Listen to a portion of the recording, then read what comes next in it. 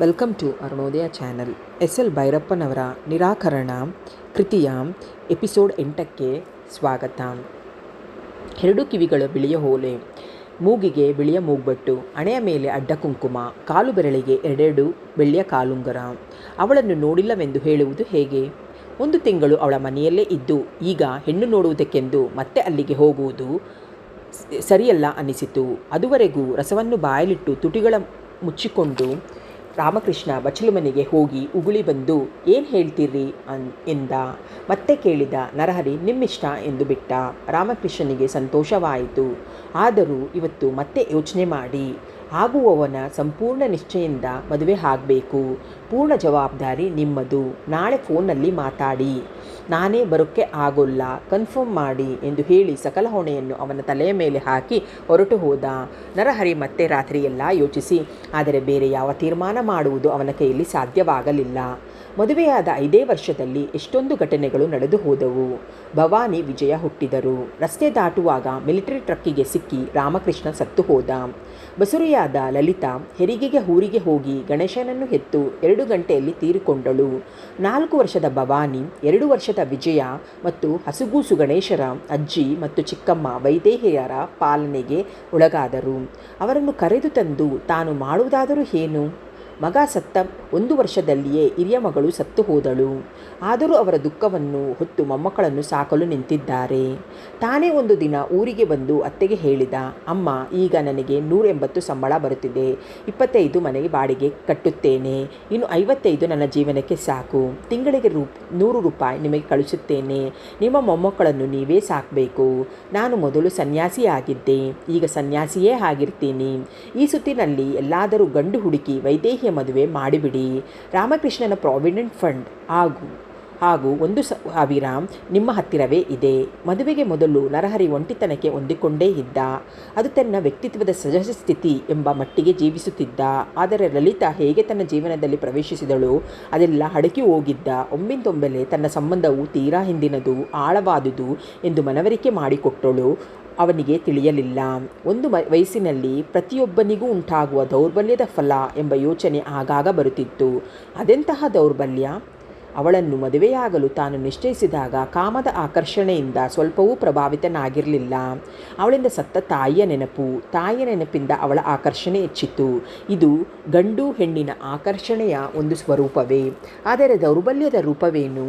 ಎಲ್ಲ ಅಂಟು, ಎಲ್ಲ ಸಂಬಂಧದ ಅವನಿಕೆಯೂ ದೌರ್ಬಲ್ಯದ ಅರಕೆಯ ಫಲ ಎಂದು ಓದಿದ ನೆನಪಾಯಿತು. ವರ್ಷಕ್ಕೊಮ್ಮೆ ರಜೆ ಪಡೆದು ಬನ್ನಿಕೊಪ್ಪಲಿಗೆ ಹೋಗುತ್ತಿದ್ದ. ಅತ್ತೆ ಇವನನ್ನು ಕಂಡು ಕಣ್ಣೀರು ಹಾಕುತ್ತಿದ್ದರು. ಮಕ್ಕಳು ಬಂದು ತೊಡೆಯ ಮೇಲೆ ಕೂರುತ್ತಿದ್ದವು. ಇಲ್ಲಿಗೆ ಬಂದಾಗ ತನ್ನ ಒಂಟಿತನಕ್ಕೆ ಭಂಗವಾಗುತ್ತದೆ ಎಂದು ಗೊತ್ತಿದ್ದರೂ ಬರದಿರಲು ಸಾಧ್ಯವಾಗುತ್ತಿರಲಿಲ್ಲ ಎಂದು ಅವರೇ ಕಾಗದ ಬರೆಸಿದ್ದವರೇ ಅವರು ಬರೆಸದಿದ್ದರೂ ತಾನು ಹೋಗುತ್ತಿದ್ದನೇನೋ. ಆದರೆ ಮುಂಬೈಗೆ ಹಿಂತಿರುಗಿದಾಗ ಮತ್ತೆ ಅದೇ ಪುನಃ ಹಳೆ ಜೀವನವೇ. ತಾನು ಒಬ್ಬನೇ, ತನಗೆ ಸಂಬಂಧಿಕರಿಲ್ಲ, ಹೆಂಡತಿ ಇಲ್ಲ, ಮಕ್ಕಳಿಲ್ಲ. 2 ವರ್ಷದಲ್ಲಿ ಮದುವೆಯಾಗುವ ಮೊದಲಿನ ಪುನಃಸ್ಥಿತಿಗೆ ಪುನಃ ತನ್ನನ್ನು ತಾನು ಹೊಂದಿಸಿಕೊಂಡ. ಇನ್ನೊಂದು ಕರ್ತವ್ಯ ಉಳಿದಿತ್ತು. ಊರಿನ ಕಡೆ ಅತ್ತೆ 2-3 ಗಂಡುಗಳನ್ನು ವಿಚಾರಿಸಿದರಂತೆ. ಈ ವರ್ಷದ ರಜೆ ತೆಗೆದುಕೊಂಡು ಹೋಗಿ ಯಾವುದಾದರೂ ಗಂಡನ್ನು ನೋಡಿ ನಿಶ್ಚಯಿಸಿ ವೈದೇಹಿಯ ಮದುವೆಯನ್ನು ಮಾಡಬೇಕು. ಅವಳಿಗಾಗಲೇ 22 ವರ್ಷ. ರಾಮಕೃಷ್ಣ ಬದುಕಿದ್ದರೆ ಇದು ತನ್ನ ಕರ್ತವ್ಯವಾಗ್ತಿರಲಿಲ್ಲ. ಅವನ ವ್ಯವಹಾರಿಕ ಕುಶಲತೆ ತನಗಿಲ್ಲ. ಆದರೂ ಅತ್ತೆಯ ಮಾರ್ಗದರ್ಶನದಿಂದ ಇದೊಂದು ಕಾರ್ಯ ಮಾಡಿಬಿಡಬೇಕು. ಇಲ್ಲದಿದ್ದರೆ ತಾನು ಬಂಧನದಿಂದ ಬಿಡುಗಡೆ ಆಗುವುದಿಲ್ಲ. ಕರ್ತವ್ಯ ಮಾಡದಿದ್ದರೆ ಬಂಧನವು ಹೇಗಾದರೂ ಬೆಳೆದು ಸುತ್ತು ಹಾಕುವಂತಿತ್ತದೆ. ಇನ್ನೊಂದು ತಿಂಗಳಿಗೆ ರಜೆ ಪಡೆದು ಊರಿಗೆ ಬಂದು ಈ ಕೆಲಸಕ್ಕೆ ನಿಲ್ಲುವುದಾಗಿ ಅತ್ತೆಗೆ ಕಾಗದ ಬರೆದ. 1 ವಾರದಲ್ಲಿ 1 ಟೆಲಿಗ್ರಾಮ್ ಬಂತು. ಇವನು ಹಗಲೆಲ್ಲ ಆಫೀಸ್ನಲ್ಲಿರುತ್ತಿದ್ದರಿಂದ ಶನಿವಾರ ಮಧ್ಯಾಹ್ನ ಮನೆಯ ವಿಳಾಸಕ್ಕೆ ಬಂದಿದ್ದ ತಂತಿ ಸೋಮವಾರ ಸಾದಾ ಪೋಸ್ಟ್ನಲ್ಲಿ ಸಾಮಾನ್ಯ ಕಾರ್ಡ್ ಕವರಿನಂತೆ ವಿತರಿಸಲ್ಪಟ್ಟಿತು. ಸಂಜೆ ಒಂದು ವೇದಾಂತದ ಭಾಷಣ ಕೇಳಿಕೊಂಡು ರಾತ್ರಿ 10 ಗಂಟೆಗೆ ಮನೆಗೆ ಬಂದಾಗ ಕೈಗೆ ಸಿಕ್ಕಿತ್ತು. ಅತ್ತೆಗೆ ಸಖತ್ ಕಾಯಿಲೆ, ಉಳಿಯುವುದೇ ಕಷ್ಟ. ಟಿಪ್ಟೂರ್ ಆಸ್ಪತ್ರೆಯಲ್ಲಿದ್ದಾರೆ. ತಕ್ಷಣ ಹೊರಡುವುದು. ತಕ್ಷಣ ಯಾವ ರೈಲೂ ಇಲ್ಲ. ಅದೃಷ್ಟಕ್ಕೆ ಹತ್ತಿರ 50 ರೂಪಾಯಿ ಇತ್ತು. ಆಫೀಸ್ಗೆ ಒಂದು ಕಾರ್ಡ್ ಬರೆದು ಅಂಚೆಗೆ ಹಾಕಿ ಬೆಳಗ್ಗೆ ದಾದರಿನಿಂದ ರೈಲ್ ಹಿಡಿದು ಹೊರಟ. ಮಧ್ಯಾಹ್ನ ಪೂನಾದಲ್ಲಿ ಗಾಡಿ ಬದಲಾಯಿಸಿ ಕುಳಿತು ಮೇಲೆ ಸಣ್ಣದಾಗಿ ತೂಕಡಿಕೆ ಬಂತು. ಅದು ಕಳೆದ ಮೇಲೆ ಯೋಚನೆ ಶುರುವಾಯಿತು. ಅಕಸ್ಮಾತ್ ಅತ್ತೆ ಸತ್ತು ಹೋದರೆ ಏನು ಮಾಡೋದು? ತಾನು ಬೊಂಬೈಯಲ್ಲಿ ತನ್ನ ಪಾಡಿಗೆ ಸನ್ಯಾಸಿ ಸನ್ಯಾಸಿಯಂತಿರಬೇಕು ಅಂತ ಊರಿನಲ್ಲಿ ಅತ್ತೆ ಬದುಕಿರಬೇಕು, ಇಲ್ಲದಿದ್ದರೆ ಮಕ್ಕಳ ಹೊಣೆ ಅವನು ಮುಂಬೈಗೆ ಕರೆತಂದು ಸಾಕುವುದಾದರೂ ಹೇಗೆ? ಅದರಿಂದ ಅವರು ಬದುಕಿರುವುದು ಅಗತ್ಯವೆಂದು ಭಾವಿಸಿದ. ನರಹರಿ ಕೆಲವು ವರ್ಷಗಳ ಹಿಂದೆ ಪ್ರಾರ್ಥನೆ ಮಾಡುತ್ತಿದ್ದ, ಆದರೆ ಅದನ್ನು ಬಿಟ್ಟು ಧ್ಯಾನವನ್ನು ಶುರು ಮಾಡಿದ. ಪ್ರಾರ್ಥನೆ ಸಕಾಮವಾದುದು. ರೈಲಿನಲ್ಲಿ ಕೂತು ಗಂಟೆಗೆ 30 ಮೈಲಿ ವೇಗದಲ್ಲಿ ಊರಿನ ಕಡೆಗೆ ಧಾವಿಸುತ್ತಿರುವಾಗ ಮನಸ್ಸು ಇದ್ದಕ್ಕಿದ್ದ ಹಾಗೆ ಪ್ರಾರ್ಥನೆ ಮಾಡಲು ಪ್ರಾರಂಭಿಸಿತು. ಅವರ ಕಾಯಿಲೆ ಹುಷಾರಾಗಲಿ, ಜೀವಕ್ಕೆ ಏನು ತೊಂದರೆಯಾಗದಿರಲಿ. ಊರಿಗೆ ಹೋದಾಗ ಅತ್ತೆ ಇವನನ್ನು ಅಕ್ಕರಿಂದ ಮಾತನಾಡಿಸುತ್ತಿದ್ದರು, ಕಷ್ಟ ಸುಖ ಹೇಳುತ್ತಿದ್ದರು. ವೈದೇಹಿಯನ್ನು ಅವನೇ ಮದುವೆಯಾಗುವಂತೆ ಹೇಳಿದರು. ಮತ್ತೆ ಸಂಸಾರ ಬೇಡವೆಂದು ಇವನು ಸಂಕಲ್ಪವನ್ನು ಕೇಳಿದ ಅವರಿಗೆ ಒಂದು ರೀತಿಯ ಸಂತೋಷವೇ ಆಗಿತ್ತು. ಲಲಿತಾಳನ್ನು ಅವನು ಪ್ರೀತಿಸುತ್ತಿದ್ದ ಆಳದ ಗುರುತು ಎಂಬ ರೀತಿಯಲ್ಲಿ ಅರ್ಥ ಮಾಡಿಕೊಂಡಿದ್ದರು. ಹಾಗೆಂದು ಹೊಲ ಒಡೆಯುವ ರೈತ ಕೆಂಚಯ್ಯನ ಕೈಯಲ್ಲಿ ಕೂಡ ಅವರು ಹೇಳಿಕೊಂಡಿದ್ದರು. ಅವರು ಹೇಗಾದರೂ ಅರ್ಥ ಮಾಡಿಕೊಂಡಿರಲಿ, ಬಂಧನ ಬೇಡವೆಂಬ ತನ್ನ ಉದ್ದೇಶ ತನ್ನದು. ಲಲಿತಾಳ ನೆನಪಾಗಿ ಬೇರೆ ಮದುವೆ ಬೇಡವೆಂದರೂ ಆ ನೆನಪಿಗೆ ಬಂಧನದಿಂದ ಪಾರಾಗಿಲ್ಲ ಎಂದಾಗುತ್ತದೆ. ತನಗಂತೂ ಬಂಧನ ಯಾವ ರೂಪದಲ್ಲೂ ಬೇಡ ಎಂದು ನಿಶ್ಚಯಿಸಿದ. ಆದರೆ ಈಗ ತಿಳಿಯುತ್ತಿದೆ, ತನಗೆ ತಿಳಿಯದಂತೆ ಅತ್ತೆಗೂ ತನಗೂ ಒಂದು ರೀತಿಯ ಬಂಧನ ಬೆಳೆದು ನಿಂತಿದೆ. ಇಲ್ಲದಿದ್ದರೆ ಅವರ ಕಾಯಿಲೆ ಗುಣವಾಗಲಿ ಎಂಬ ಪ್ರಾರ್ಥನೆಗೆ ತಾನೇಕೆ ಇಳಿಯಬೇಕಾಗಿತ್ತು? ಇದೆಲ್ಲ ನೆನಪಾಗಿ ಪ್ರಾರ್ಥಿಸುವುದನ್ನೇ ನಿಲ್ಲಿಸಿದ. ಆಗುವುದು ಆಗುತ್ತೆ, ಏನು ಮಾಡೋಕ್ಕಾಗತ್ತೆ ಅಂತ ತಿಳಿದು ಮರುದಿನ ಮಧ್ಯಾಹ್ನ 1 ಗಂಟೆ ಸುಮಾರಿಗೆ ತಿಪಟೂರು ಮುಟ್ಟಿದ್ದ. ತಕ್ಷಣ ವಿಚಾರಿಸಿಕೊಂಡು ಆಸ್ಪತ್ರೆಗೆ ಹೋದಾಗ ತಿಳಿಯಿತು, ಬನ್ನಿಕೊಪ್ಪಲಿನ ಬನಶಂಕರಮ್ಮ ಎಂಬ ಮುದುಕಿ ಶನಿವಾರ ಸಂಜೆಯೇ ಸತ್ತು ಹೋದರು ಅಂತ. ಅವರು ಮಗಳು ಮತ್ತು 3 ಪುಟ್ಟ ಮೊಮ್ಮಕ್ಕಳು ಊರಿಗೆ ಹೊರಟು ಹೋದರು. ಯಾರೋ 2 ರೈತರ ಜೊತೆಯಲ್ಲಿದ್ದರು. ಶವ ಸಂಸ್ಕಾರ ತಿಪಟೂರಿನಲ್ಲಿ ನಡೆಯಿತು. ಯಾವುದು ಆಗಬಾರದೆಂದು ತಾನು ಪ್ರಾರ್ಥಿಸಿದನೋ ಅದೇ ನಡೆದು ಹೋಯಿತು. ಮನಸ್ಸನ್ನು ಸಮಾಧಾನ ಮಾಡಿಕೊಳ್ಳಬಹುದು, ಆದರೆ ಸಮಸ್ಯೆಯನ್ನು ಹೇಗೆ ಬಗೆಹರಿಸುವುದು? ಹೆಗಲು ಚೀಲವನ್ನು ಎಡಗೈಗೆ ನೇತು ಬಿಟ್ಟು ಕೈ ಚೀಲವನ್ನು ಬಲಗೈಯಲ್ಲಿ ಹಿಡಿದು ಬನ್ನಿಕೊಪ್ಪಲಿಗೆ ಹೊರಟ. 2 ಮೈಲು ನಡೆಯುವುದರಲ್ಲಿ ಕೆಂಚಯ್ಯ ಸಿಕ್ಕಿದ. ಅವನು ತಿಪಟೂರಿಗೆ ಬಂದಿದ್ದ. ಆಗ ತಾನೇ ಬೊಂಬೈಗೆ ಇನ್ನೊಂದು ತಂತಿ ಕೊಡಿಸಿ ಹೋಗಿದ್ದ. ಅಮ್ಮನವರಿಗೆ ಆಗಿದ್ದ ಕಾಯಿಲೆ, ಆಸ್ಪತ್ರೆಗೆ ಸೇರಿಸಿದ್ದು, ಸಾಯುವ ಮುಂಚೆ ಅವರು ಆಡಿದ ಮಾತನ್ನೆಲ್ಲ ಹೇಳಿಕೊಂಡ. ಇವನ ಜೊತೆಯಲ್ಲಿ ನಡೆದು, ಕೆಂಚಯ್ಯ ನೀನೇ ಸಾಕ್ಷಿ, ವೈದೇಹಿನ ಮದುವೆ ಮಾಡ್ಕೋ ಅಂತ ನರಹರಿಗೆ ಹೇಳು, ವೈದೇವಿ ನನ್ನ ಕೈ ಮುಟ್ಟು ಎಂದು ಮಗಳ ಕೈ ಹಿಡಿದು ಪ್ರಾಣ ಬಿಟ್ಟರಂತೆ. ಈ ಬಂಧನಕ್ಕೆ ನಾನು ಬೀಳಲ್ಲ ಅಂತ ಅವರಿಗೆ ಸರಿಯಾಗಿ ಗೊತ್ತಿರಲಿಲ್ವೇನೋ ಎಂದು ಅವನೇ ತನ್ನಲ್ಲಿ ತನ್ನು ವ್ಯಂಗ್ಯವಾಗಿ ನಕ್ಕು ಬೇಗ ಬೇಗ ನಡೆದ. ಊರಿಗೆ ಹೋಗಿ ಅಜ್ಜಿಯನ್ನು ಕಳೆದುಕೊಂಡ ಪುಟ್ಟ ಹುಡುಗರಿಗೆ ವೈದೇಹಿ ಸಮಾಧಾನ ಹೇಳಿ ಮುಂದಿನ ಕೆಲಸಕ್ಕೆ ನಿಂತ. ಶ್ರಾದ್ದ ಕರ್ಮ ಮೊದಲಾದವುಗಳು ತನಗೇನು ನಂಬಿಕೆ ಇರಲಿಲ್ಲ. ಆದರೆ ಏನು ಮಾಡದಿದ್ದರೂ ವೈದೇಹಿಗೆ ಸಮಾಧಾನವಾಗುವುದಿಲ್ಲ. ಗ್ರಾಮದ ರೈತರಾದರೂ ಸುಮ್ಮನಿರ್ತಾರ? ಮನೆಯಲ್ಲಿ ದುಡ್ಡಿತ್ತು. ತಿಪಟೂರಿಂದ ಸಾಮಾನು ತಂದು ಅಲ್ಲಿಂದಲೇ ಪೌರೋಹಿತ್ಯ ಬ್ರಾಹ್ಮಣರನ್ನು ಕರೆಸಿ ಎಲ್ಲ ಕರ್ಮಗಳನ್ನು ಮುಗಿಸಿದ. ತನಗೆ ಇನ್ನೂ 18 ದಿನ ರಜವಿತ್ತು. ಇಲ್ಲಿದ್ದು ಏನು ಮಾಡೋದು? ವೈದೇಹಿ ಮಕ್ಕಳನ್ನು ನೋಡ್ಕೊಳ್ತಾಳೆ, ಅಡಿಗೆ ಮಾಡ್ತಾಳೆ, ತನಗೂ ಬಡಿಸ್ತಾಳೆ.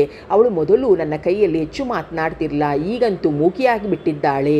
ಏನಾದರೂ ಹೇಳಬೇಕಾದ್ರೆ ಭವಾನಿ ಕೈಲಿ ಹೇಳಿ ಕಳಿಸ್ತಾಳೆ. ಕಂಚಯ್ಯನು ಅವನ ಹೆಂಡತಿ ಮನೆಗೆ ಬಂದರೆ ತಾನು ಆಗ ಒಳಗಿಲ್ಲದಿದ್ದರೆ ಜಗುಲು ಮೇಲೆ ಕೂತಿದ್ದರೆ ಮಾತ್ರ ಅವರ ಜೊತೆ ಮಾತಾಡ್ತಾರೆ, ಅದು ಸಣ್ಣ ಧ್ವನಿಯಲ್ಲಿ. ನಡುವೆ ಅಳುವ ಶಬ್ದ ಕೂಡ ಕೇಳುತ್ತದೆ. ಒಂದು ದಿನ ಇವನು ಕರಿಯ ಏರಿಯ ಮೇಲೆ ಅರಳಿ ಮರದ ಕೆಳಗೆ ಕುಳಿತಿದ್ದ. ಇದಕ್ಕಿದ್ದ ಹಾಗೆಯೇ ನೆನಪಾಯಿತು. ಇದೇ ಜಾಗದಲ್ಲಿ ಕುಳಿತೆ ಲಲಿತಾ ತನ್ನ ಬಟ್ಟೆ ಒಗೆಯುವುದನ್ನು ತಾನು ನೋಡಿದ್ದು. ಹಾಗೆ ನೋಡದಿದ್ದರೆ ಅಥವಾ ಅವಳು ಹಾಗೆ ಕಾಣದಿದ್ದರೆ ತಾನು ಮದುವೆ ಆಗ್ತಿದ್ನಾ ಇಲ್ವೋ? ಹೀಗೆಲ್ಲ ಆಗದೆ ತನ್ನ ಪಾಡಿಗೆ ತಾನು ನಿಸ್ಸಂಗವಾಗಿ ಇರಬಹುದಿತ್ತು.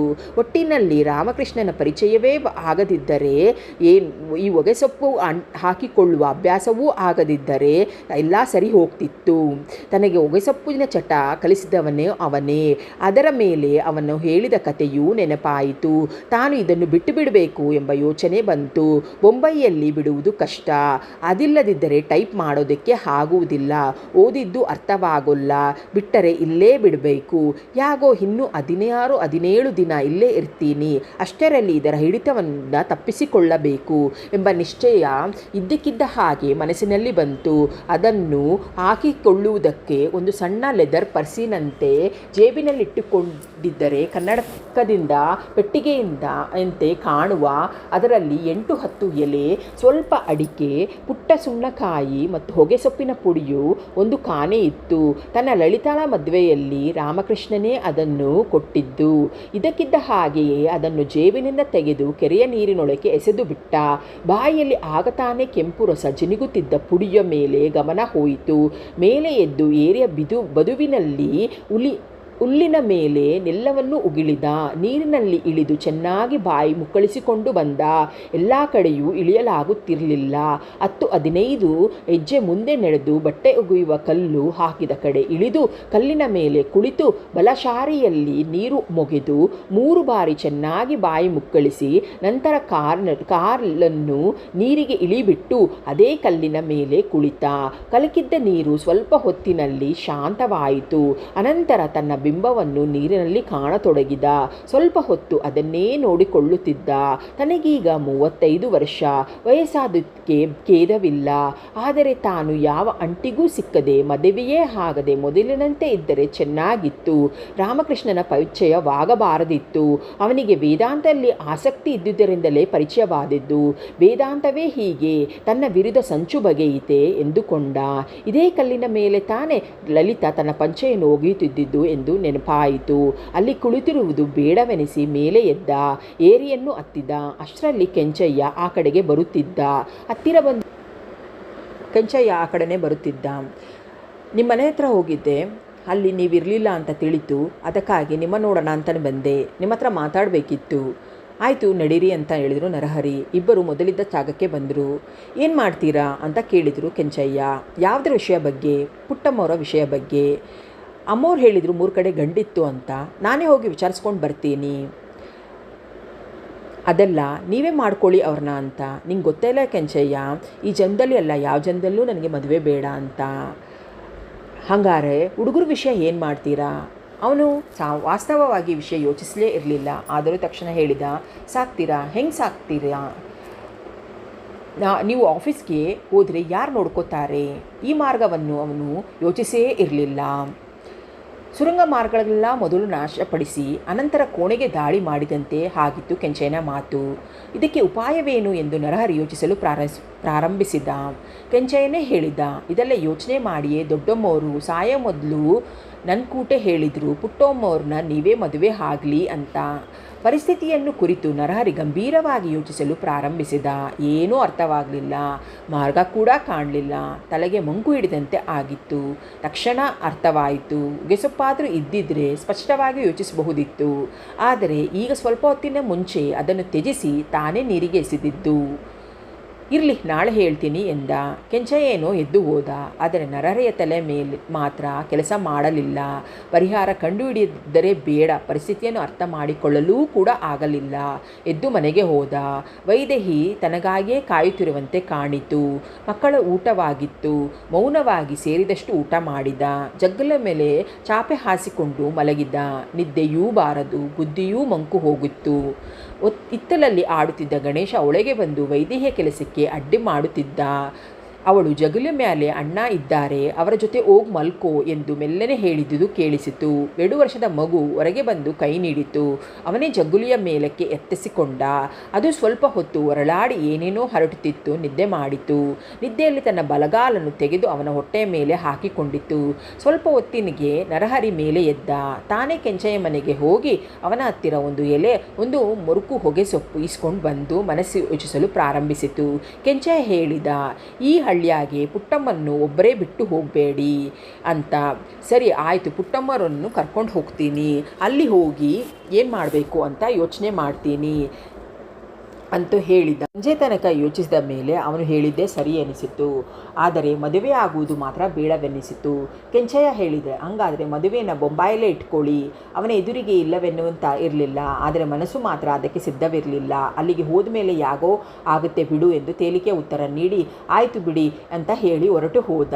1 ವಾರದಲ್ಲಿ ಸಣ್ಣ ಪಾತ್ರೆಗಳನ್ನು ಕಟ್ಟಿಕೊಂಡು ದೊಡ್ಡವನನ್ನು ಕೆಂಚಯ್ಯನನ್ನು ಮನೆಯಲ್ಲಿ ಕಟ್ಟಿ ಹಾಕಿ ದನಕರುಗಳನ್ನು ಹೊಲವನ್ನು ನೋಡಿಕೊಳ್ಳಲು ಕೆಂಚಯ್ಯನಿಗೆ ಒಪ್ಪಿಸಿ ಮುಗಿಸಿ ಮನೆಗೆ ಬೀಗ ಹಾಕಿಕೊಂಡು ವೈದೇಹಿ ಮತ್ತು ಮಕ್ಕಳೊಡನೆ ಬೊಂಬಾಯಿಗೆ ಹೊರಟುಬಿಟ್ಟ. ರಾಮಕೃಷ್ಣನ ಪ್ರಾವಿಡೆಂಟ್ ಫಂಡಿಂದ 1,500ವಲ್ಲದೆ ತಾನು ಪ್ರತಿ ತಿಂಗಳು ಕಳಿಸಿದ 100 ರೂಪಾಯಿಯಲ್ಲಿ ಅತ್ತೆ 1,000 ಕೂಡಿಸಿಟ್ಟಿದ್ದರು. ಅವರ ಕಾಯಿಲೆ ಮತ್ತು ಶ್ರಾದ್ದಗಳಿಗೆ 500 ರೂಪಾಯಿ ಖರ್ಚಾಗಿತ್ತು. ಉಳಿದ 2,000ವನ್ನು ತೆಗೆದು ವೈದೇಹಿ ಇವನ ಮುಂದೆ ಇಟ್ಟಳು. ನರಹರಿ ಸಾಮಾನು ತಂದು ಹಾಕುತ್ತಿದ್ದ, ವೈದೇಹಿ ಅಡಿಗೆ ಮಾಡುತ್ತಿದ್ದಳು. ಹೀಗೆ ಸಾಗುತ್ತಿತ್ತು ಅವರ ಜೀವನ. ಭವಾನಿ ಮತ್ತು ವಿಜಯನನ್ನು ಸ್ಕೂಲಿಗೆ ಸೇರಿಸಿದ್ದರು. ಒಂದೇ ಮನೆಯಲ್ಲಿದ್ದ ಗೃಹಿಣಿಯ ಹೊಣೆಗಳನ್ನು ನಿರ್ವಹಿಸುವಾಗ ಅವಳು ಯಜಮಾನನೊಡನೆ ಎಷ್ಟೋ ಮಾತನಾಡಬೇಕಾಗಿರುತ್ತದೆ. ಅಲ್ಲದೆ ಅವನು ಅಪರಿಚಿತವೇನಲ್ಲ. ಆದರೆ ಅವಳು ಅವನೊಡನೆ ಎಂದೂ ಮುಕ್ತವಾಗಿ ಮಾತನಾಡುತ್ತಿರಲಿಲ್ಲ. ಅವನು ಬಾಲ್ಕನಿಯಲ್ಲಿ ಮಲಗುತ್ತಿದ್ದ. ಅವಳು